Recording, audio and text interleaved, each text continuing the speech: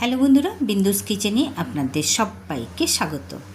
আজকে একটা আমি শুকনো পটলের রেসিপি আপনাদের সাথে শেয়ার করছি। এই রেসিপিটা বানাতে খুবই সোজা আর খেতেও কিন্তু খুবই ভালো হয়। একঘেয়ে পটল না বানিয়ে এই রকম একবার বানিয়ে দেখবেন, একটু মুখরোচকও হয় রেসিপিটা। এখন সব বাজারের মধ্যে পটলটা তো বাজারের মধ্যে থাকবেই, তো কি করা যায়, আর খেতেও হয়, তো একটু আলাদা করে বানানো। এই রেসিপিটা বানাবার জন্য একটা আমি মশলা আগে রেডি করে নিচ্ছি। 2টো শুকনো লঙ্কা, কয়েকটা কাঁচা লঙ্কা, কয়েক কোয়া রসুন দিলাম। এরপরে দিয়ে দিলাম হাফ চামচ গোলকি, হাফ চামচ জিরে, হাফ চামচ মৌরি, 1 চামচের মতো ধনে, আর দিয়ে দিচ্ছি আমি কালো সরষে হাফ চামচ, সাদা সরষে হাফ চামচ, আর একটুখানি গোটা গরম মশলা, ছোটো এলাচ আর দারচিনি। এইগুলোকে আমি একটু ভেজে নেব মানে কি, একটু শুধু গরম করে নেব, তাতেই কিন্তু হয়ে যাবে। এইরকম করে একবার বানিয়ে দেখবেন, এই রান্নাটা কিন্তু দুর্দান্ত হয় খেতে। এইগুলো আমার একটু গরম হয়ে গেল, এটাকে ঠান্ডা করে একটু কসুরি মেথি মিশিয়ে এর মধ্যে আমি গুঁড়ো করে নেব।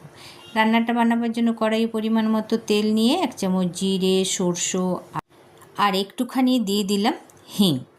এইদিকে দেখুন পটলটা কেটেছি, দেখে বুঝতেই পাচ্ছেন কিভাবে কেটেছি। এইটাকে ওপর থেকে ঘষে ছুলে নিয়েছি। সবজিগুলো লম্বা করেও কাটা যায় পটলটাকে, আলুটা তো আমি লম্বা করে কেটেই নিয়েছি। আগে পটলটাকে ভেজে নেব। পটলটা দেখুন ভাজা হয়ে গেল, পটলের মধ্যে দাগ এসে গেছে। এখন আলুটা ছেড়ে দেব। তা আলুটা দেখুন লম্বা লম্বা করে কেটে নিয়েছি, খুব বেশি মোটা রাখিনি। এবারে আলুটা দিয়ে আলু পটল একসাথে বেশ কিছুক্ষণ ধরে এটাকে আমি ভাজবো। আজকে যে পটলের রেসিপিটা রেডি হবে না, এটা কিন্তু পরোটা, রুটি, ভাত সবার সাথেই খাওয়া যাবে। আর এইদিকে দেখুন যে মশলাগুলো ভেজে রেখেছিলাম, এগুলোকে আমি গুঁড়ো করেছি। গুঁড়োটা একটু মোটা মোটাই রয়েছে, এটাই কিন্তু এই সবজিতে টেস্টটা ভালো আনবে। দেখুন ভালোভাবে ভাজাও হয়ে গেল। এবার এর মধ্যে দিয়ে দিচ্ছি পরিমাণ মতো, দিয়ে দিলাম হলুদ, আর স্বাদ মতো দিয়ে দিলাম নুন। এবার নুন হলুদ দিয়ে আবারও কিছুক্ষণ ভেজে নেব। আপনাদের কার কার পটল পছন্দ? আমার তো ভালোই লাগে পটল খেতে। তো ভালো করে ভেজে নিয়ে দেখুন দিয়ে দিলাম একটুখানি চিনি। চিনিটা এর মধ্যে একটু দিতেই হবে। আর দিয়ে দিচ্ছি আমি সাথে যে গুঁড়ো করে রাখা মশলা, সমস্ত মশলাটাই দিয়ে দিলাম। এবারে এটাকে কিছুক্ষণ কষিয়ে নেব। খুব বেশিক্ষণ ধরে কষাবার দরকার নেই। দেখুন খুব ভালোভাবে মিলে যাচ্ছে।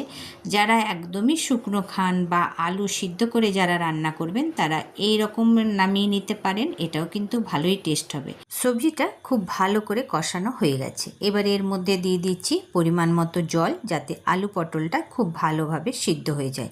খুব ভালোভাবে মশলার সাথে জলটাকে খুব ভালো করে এখন আমি মিলিয়ে নিচ্ছি। মিলিয়ে নেওয়ার পর মিনিট 5-এর জন্য ঢেকে দেব। মিনিট 5 হয়ে গেছে, ঢাকাটা খুলে দেখিয়ে দিচ্ছি। দেখুন জলটা তো শুকিয়ে গেছে। খুব ভালোভাবে একবার নাড়াচাড়া করছি, আলুটাও খুব ভালো করে সিদ্ধ হয়ে গেছে। তাহলে বন্ধুরা, আমার এই পটলের রেসিপিটা যদি আপনাদের ভালো লাগে, তাহলে বিন্দুস কিচেনকে লাইক সাবস্ক্রাইব অবশ্যই করবেন, অনেক অনেক করে শেয়ার করবেন, অনেক অনেক করে কমেন্ট করবেন। এইবারে এর মধ্যে দিয়ে দিচ্ছি একটু লেবুর রস। লেবুর রসটা দেওয়ার জন্য রান্নাটার গন্ধটাও খুব ভালো হবে, আর রান্নাটা বেশ চটপটা হবে, আর খেতেও টেস্টি হবে। খুব ভালো করে আবার এটাকে মিলিয়ে নিচ্ছি। এটা কিন্তু রেডি হয়ে গেছে। এবারে এটাকে আমি নামিয়ে নেব। গ্যাসটা অফ করে দেবো, ঠান্ডা করে নেব, তারপরে এটাকে আমি বলে নামিয়ে নেব। এবার আমি বোলের মধ্যে দেখুন নামিয়ে নিচ্ছি। দেখতে কতটা লোভনীয় হয়েছে রান্নাটা। পটল তো এখন কেউ পছন্দই করে না, কিন্তু এই রকম রান্না হলে সবাই কিন্তু পছন্দ করবে। তাহলে বন্ধুরা, আমার এই রান্নাটা আপনাদের কেমন লাগলো? তো এই রান্নাটা অবশ্যই একবার বানিয়ে দেখবেন, আর বানাবার পর আপনাদের কেমন লাগলো অবশ্যই কমেন্ট করে জানাবেন। এই রকম রেসিপি আমরা সকলেই খেতে পছন্দই করি। এই রকম রান্না নিয়ে আবার আসবো। ভালো থাকবেন, সুস্থ থাকবেন, আবার দেখা হবে।